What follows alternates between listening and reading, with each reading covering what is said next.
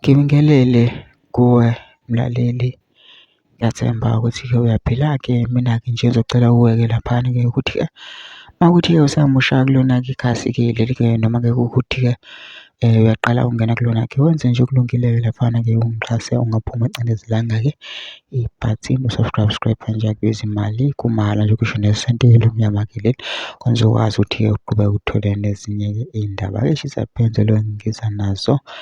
Ngikufakela zona kulona-ke ikhasi-ke leli kusukela-ke manje.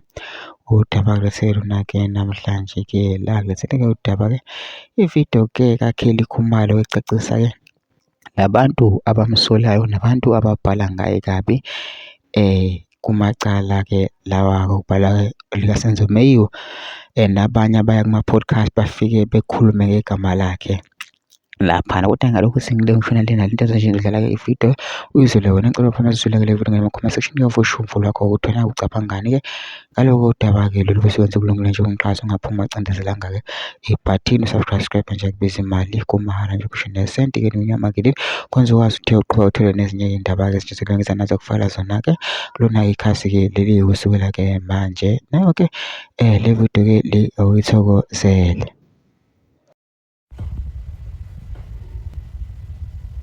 Enough is enough.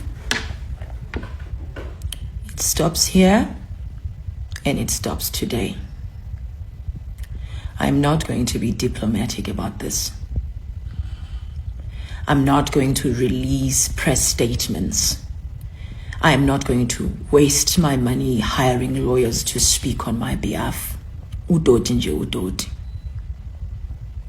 If you strongly believe that I am capable of what you're accusing me of, very simple. Come and get me. It's that simple. I'm not above the law. But I think I'm at the point where I am enough of you people dragging my name through the mud.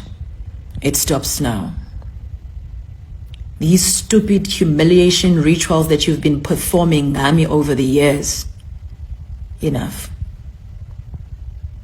If you feel that I am the woman that you are coming after, simple.